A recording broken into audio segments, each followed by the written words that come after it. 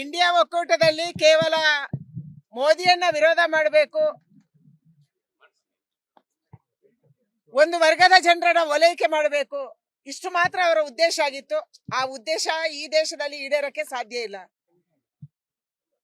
ಯಾಕೆಂದ್ರೆ ಈ ದೇಶದಲ್ಲಿ ಜನ ಮೋದಿಯ ಪರವಾಗಿದ್ದಾರೆ, ಅಭಿವೃದ್ಧಿಯ ಪರವಾಗಿದ್ದಾರೆ, ದೇಶದ ಭದ್ರತೆಯ ಪರವಾಗಿದ್ದಾರೆ.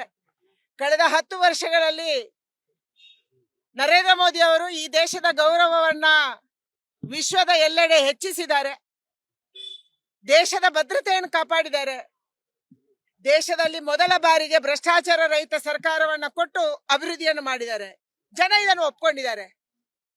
ಅದಕ್ಕಾಗಿ INDAದವರು ಏನೇ ಸರ್ಕಸ್ ಮಾಡಿದ್ರು ಕೂಡ ಜನ ಅವರ ಜೊತೆ ಹೋಗಕ್ಕೆ ಸಾಧ್ಯ ಇಲ್ಲ. ಮೋದಿ ಅವರ ಈ ವಿಕಾಸದ ಯಾತ್ರೆಗೆ ಹೊಸದಾಗಿ ಅಯೋಧ್ಯ ಶ್ರೀರಾಮ ಜೋಡಣೆ ಆಗಿದ್ದಾರೆ.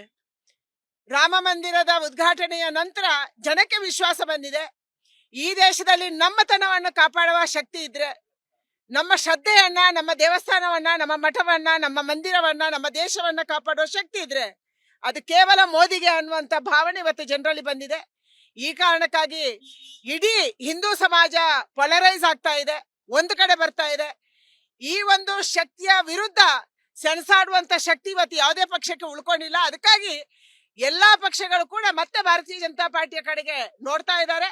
ಅವರು ಬರೋದಕ್ಕೆ ಎಲ್ಲರಿಗೂ ಕೂಡ ಸ್ವಾಗತ ಇದೆ. ಯಾಕೆಂದ್ರೆ ಒಂದು ಕಾಲದಲ್ಲಿ ಎಲ್ಲರೂ ಕೂಡ ನಮ್ಮ ಜೊತೆ ಇದ್ದವರು, ಅದು JDU ಇರ್ಬೋದು, ಶಿವಸೇನೆ, ಎಲ್ಲಾ ಗುಂಪುಗಳಿರ್ಬೋದು, ಬೇರೆ ಬೇರೆ ಪಾರ್ಟಿಗಳು ಕೂಡ ಭಾರತೀಯ ಜನತಾ ಪಾರ್ಟಿಯ ಜೊತೆಗೆ ಅಟಲ್ ಬಿಹಾರಿ ವಾಜಪೇಯಿ ಅವರ ಕಾಲದಿಂದ ಇದ್ದಂಥವ್ರು. ಅವ್ರು ಮತ್ತೆ ಬರಬೇಕು, ಮತ್ತೆ ನಾವೆಲ್ಲರೂ ಒಟ್ಟಾಗಬೇಕು, ಒಂದಾಗಬೇಕು. ಮೋದಿ ಅವರು 450ಕ್ಕಿಂತಲೂ ಹೆಚ್ಚು ಸೀಟಿನ ಅಂತರದಲ್ಲಿ ಗೆದ್ದು ಮತ್ತೊಂದ್ಸಾರಿ ಪ್ರಧಾನಿ ಆಗ್ಬೇಕು, ಇದು ನಮ್ಮ ಅಪೇಕ್ಷೆ.